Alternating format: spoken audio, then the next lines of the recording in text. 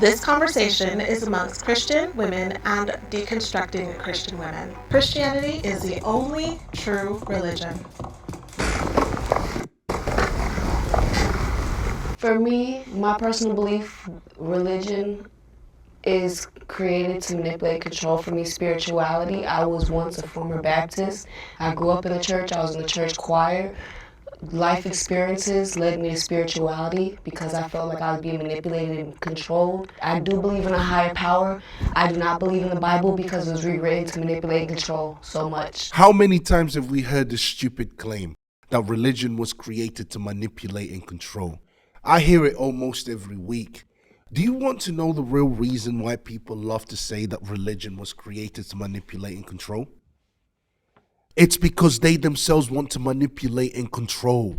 And the real problem is that they don't like the boundaries that religion puts on them. It's because they don't like authority. It's because they want to do what they want to do. It's because they don't like being held accountable. In other words, they want to be their own God. It's narcissism. It's a form of idolatry. When she said life experiences led her to spirituality because she felt that she was being manipulated by religion, what she really meant is that she was living a life of sin and she wanted to continue living a life of sin, and Christianity held her too much accountable. In other words, it made her feel too guilty. So she decided to create her own religion in her head, which is called spirituality. What is religion? Religion is defined as the belief in and worship of a deity, or a particular system of beliefs, faith, and worship. In other words, if you believe in a deity or higher power, or if you have faith and worship a system of beliefs, then you have a religion. That's it. That's all religion is. Under the definition of religion, everyone has a religion. Usually when a person believes in a deity / higher power or have faith in a system of beliefs, people end up finding ways to celebrate it and live out those beliefs. And that's when the structure and ritualistic nature of a religion takes hold. She said the Bible was rewritten. When? We have all the manuscripts from which Bibles are translated from. Manuscripts like the Sinaiticus, the Vaticanus, Alexandrinus, I mean, you name it. She doesn't know what she's talking about. I am a former Christian, and I grew up in the church, like many of us here, and I just didn't have great experiences in the church. I felt like it was a very toxic environment for me. The friends that I did have in the church, I feel like they controlled and manipulated, like just everything when it came to our friendship, and they would just kind of blame it on Jesus. I also just believe that religion, because I'm not religious at all, I believe in God as a higher power. I look at it like politics. It divides people. You know, it doesn't bring us together. It divides us and moves us away from each other.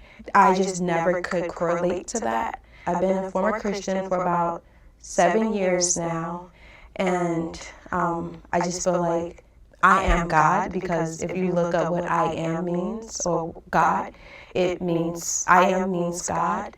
And so I just realized that it just wasn't for me anymore. I can't believe this woman really had the nerve to say that she was a Christian for 7 years. I didn't hear nothing about reading the Bible or praying to Jesus Christ or asking Jesus Christ to help her lack of faith. You know, establishing some kind of relationship with God. Nothing. Instead, all I heard was how upset she was with her so-called Christian friends, as if the purpose of becoming a Christian is to make friends. Her intentions for joining the church clearly had nothing to do with her growing closer to Christ, but in my opinion, had everything to do with finding a community for validation. And when she didn't get the validation, in order to cope with what she perceived as a rejection, she started calling herself God, turning herself into an idolater. I guess the higher power that she believes in is her. I do agree with her on one thing though. She was never religious. So in terms of Christianity, you don't believe in religion at all, but you believe that you have a relationship with God, personally. Yes, I believe in a higher being, yes. A higher being, okay. Yes. So do you believe that there are any religions that are true religions?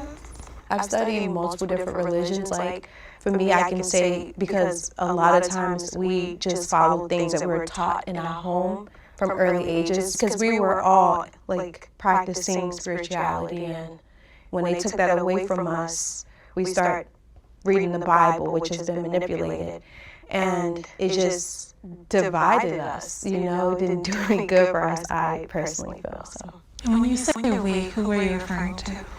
Black people.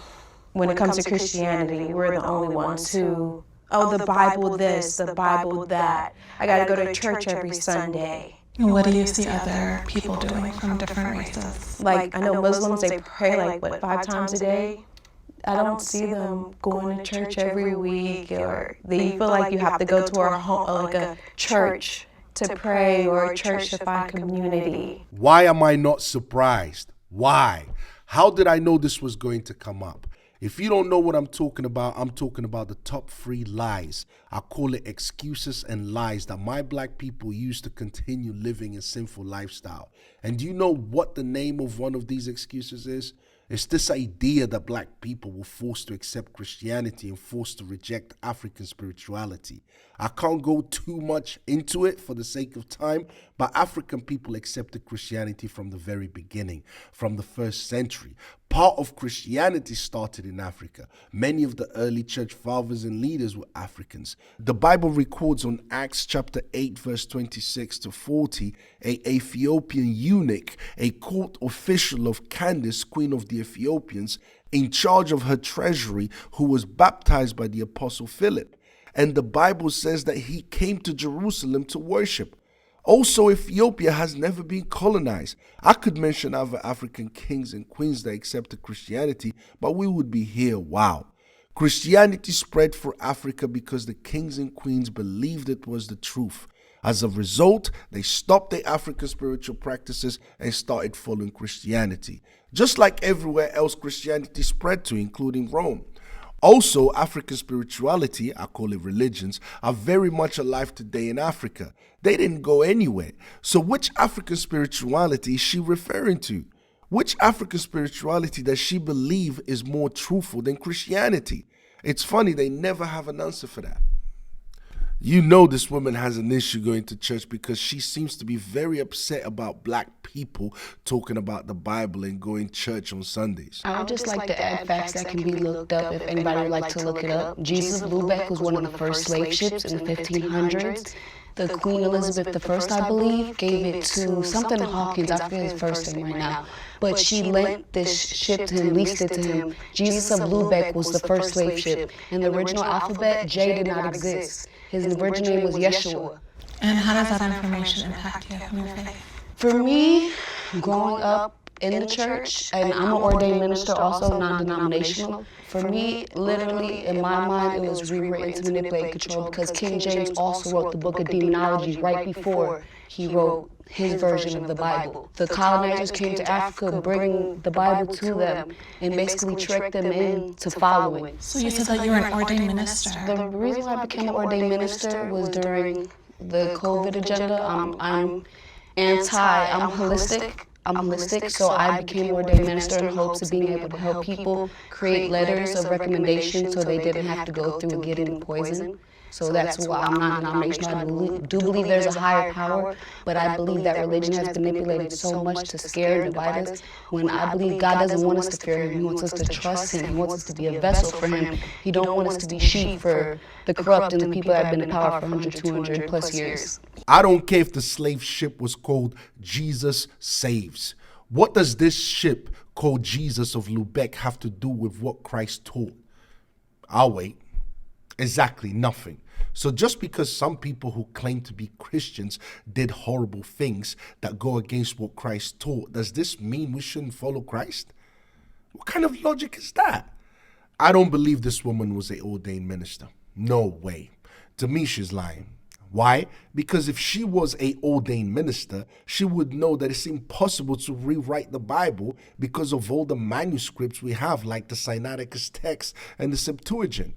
She would know that before the letter J was invented, I and J was pronounced interchangeably. She would know that the New Testament was written in ancient Greek. The English name Jesus is a transliteration of the Greek name Jesus, which is a transliteration of the Hebrew name Yeshua. How did Yeshua become Jesus? The IE represents the Y sound, the S represents the sh sound, and the OU represents the WA sound. And the S at the end makes it masculine. It's impossible to write the name Yeshua in Greek. The closest you could spell it would be Yeshua, I-E-S-U-A, which is a feminine name, so the S is added to make it masculine. If you transliterate Yeshua from Hebrew into English, you get Joshua. If you transliterate Jesus from Greek to English, you get Jesus. Thus, the English names Joshua and Jesus are essentially the same. The name Jesus was used in Greek, Latin, and English until the 17th century, when the letter J was introduced as a replacement for the letter I, when used as a consonant, and thus his name became Jesus. There you go. She would also know that the book of demonology was to do with helping people understand how demons trouble men. She would know how Christianity spread in Africa, which she clearly doesn't know. There's 30 verses that I have written down that speak about slavery as it being acceptable. Do more investigating for yourself. Don't just study one thing. No, you don't have to agree with it, but just use your mind to explore all possibilities and see for yourself, and just see if that's really what you feel inside. Do you really resonate with it on your own? The Bible is completely against slavery. Exodus 21:16 says, anyone who kidnaps someone is to be put to death, whether the victim has been sold or is still in the kidnapper's possession. If she was an ordained minister, she would know that it was Christians from the very beginning of the church that fought to end slavery. Did some Christians abuse their power from time to time during Christian history? Absolutely. But if it wasn't for Christianity, slavery would still be going on in the West today. If she was an ordained minister, she would know this. In all honesty, if you are of that belief, there is absolutely positively 1,000% that anything that I can say, I don't care how many peer-reviewed, how many resources, how many stats, how many websites that I would be able to give you to show that that is a fallacy, because she has the conviction in her heart that Jesus is her personal Savior. Nothing that I put in front of her is going to change anything that she believes. So even if there is a contradiction, it will matter not to you. It matters to me, so that's why I separated from it. But there is a particular lens that Christians have. We're living it. Christians put a felon, a misogynist, you name it, he's in office because of the Christian right. It's this odd sense of, we believe this, we believe that, and then because of abortion, if we want to just go there, because of the reason of abortion, we got to protect the babies, that we got to protect the babies. There are 15,000 things over here. But that one thing, because of your Christian ideology, you are willing to vote against your best interest. It's a little bit of a cult. I'd love to hear one of the 10. Yeah, I was going to say. I like that's what we're here for. I just want to hear one of the Which one's contradictions. Girlfriend, menopause, brain fog. But if you want me to get my phone and we sit here and I get my reading glasses, I mean, if we want to sit down and get a table and be like, all right, let's go to this. But that's not what this show is. Because, no, I'm not going to sit here and do the homework. Because my whole point is, you guys know that there are falsities in the Bible. We're not going to do that. The thing is, if you know that there are things that are not... Yeah, show us. Show us. Where are these contradictions? Show us. I want to know. Not true, because we know that everything in the Bible is not 100% correct and or accurate. And you cannot sit here and say that that's not true. You're like, okay, yeah, there's a couple of things where we're like, all right. We know that to be true. Even the fact that in unison, you guys have said, oh no, everything in it isn't true. It ends the discussion. Because in order to have a conversation, you've got to give a little bit to be able to say, hey, here are these 10 sources. Even if I got my purse right now and pulled that out, you're still going to say, I'm going to have to look over this. I don't know. I need to go over this with my pastor and my spiritual guide, whatever. It's not going to change you. There is nothing that I can say to any of you that is going to change your minds. Nothing. I mean, you said that's not what we're here for, but we are here for that. So To change my mind? No, not that. So in one sentence, what are we here Darling, for? can I speak? I am, but I'm saying, so what are we here for? I can tell you, for a discussion and for the people who are also listening to hear, so it's changing not our necessarily minds. these people. The thousands of people that might be watching. I don't think if anybody is completely convicted or within their convictions, if anybody is within their convictions, this one episode is not going to change them. Now, will it raise an eyebrow? Will it change? Will it raise an eyebrow of maybe I'll go do a little research. What is she talking about? There's inaccuracies in the Bible. Yeah, you may get a handful of people that may say, "Let me go inquire." But then, what are they going to say? More than likely, 9 times out of 10, that's satanic. Well, That ain't no Jesus. You all left. At some point, your minds were changed in a different direction. So the changing of minds is possible. Yours all did. Well, it just depends on where you were. Were you there out of force and tradition and habit, or were you there out of personal conviction? Well, we don't know So that. that's a different, that's a completely different conversation. You can't combine the two. That's two different worlds. Wow, she's upset. And she's contradicting herself all over the place, while simultaneously accusing the Bible of having contradictions. I don't get it. She made the claim that the Bible has contradictions. The Christian women asked her to provide one contradiction, and she couldn't. She claimed that Christians will never change their mind because of their conviction, and yet she is a former Christian who clearly changed her mind. What stood out to me the most, aside from her contradiction, is how angry she was and how she mocked abortion with the baby line. She's a very, very angry woman. And we can see the difference between the Christian women and the former Christian women. The difference is night and day. So what's the solution? Always be ready to help a brother or sister who's going astray, whether it means teaching them the facts or praying for them.